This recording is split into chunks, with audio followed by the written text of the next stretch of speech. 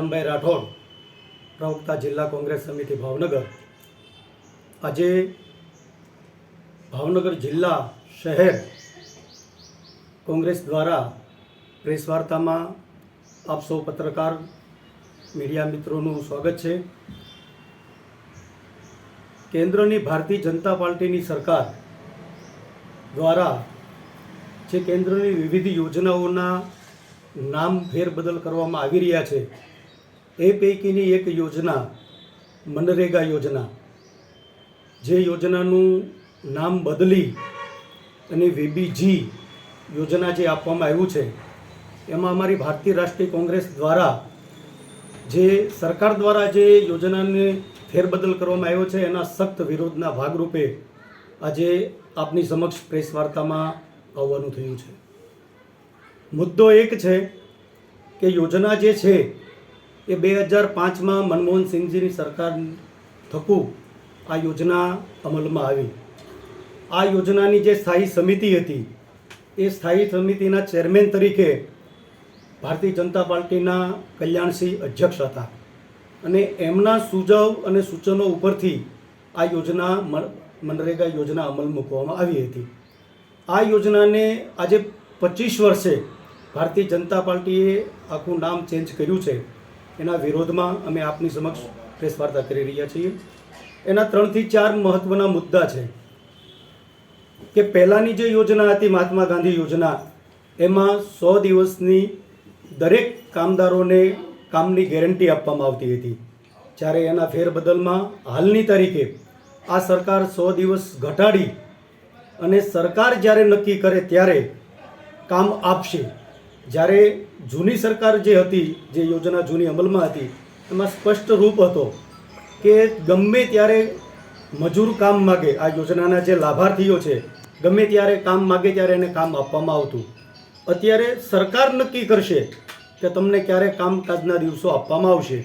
ખાસ કરીને હું તમને એમ કહું કે ગ્રામીણ ક્ષેત્રમાં જ્યારે પાકની વાવણી હાલતી હોય, પાક લણવાની પ્રક્રિયા હાલતી હોય, ત્યારે આ સરકાર કામ દેવા માંગતી નથી. તો આ સમય પીરિયડ દરમિયાન આ કામના મજૂરો ક્યાં જશે? એક મુદ્દો એ છે અમારો. બીજા નંબરનો મુદ્દો એ છે કે ભારતીય રાષ્ટ્રીય કોંગ્રેસ સમિતિ ઓલ ઇન્ડિયા દ્વારા આ યોજનાને સતત ચાલુ રાખવા માટે અમે દેશવ્યાપી આંદોલન કરી રહ્યા છીએ. એ આંદોલનના ભાગરૂપે 10 જાન્યુઆરીથી 25મી ફેબ્રુઆરી સુધી ગ્રામ્ય સ્તરના શહેર, વોર્ડ અને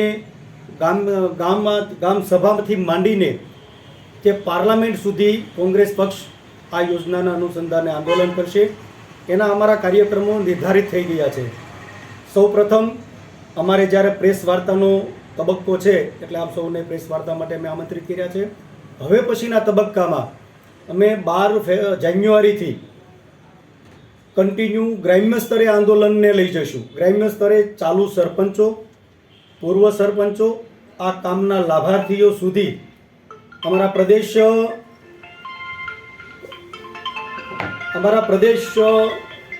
કમ્પ્લેટ પ્રદેશ, તમને કહું, પ્રદેશ પ્રમુખથી માંડી અને અમારા પાર્લામેન્ટરી વડા, વિરોધ પક્ષના નેતા માનનીય રાહુલ ગાંધીજી ખડગેજીના નેતૃત્વમાં અમે ગામે ગામ એક જે પત્રિકા અમારી પાર્ટી દ્વારા નિર્ધારિત કરવામાં આવી છે, એ પત્રિકાઓ લઈને અમે ગ્રામ્ય સ્તર સુધી, વોર્ડ સ્તર સુધી અમે જઈશું.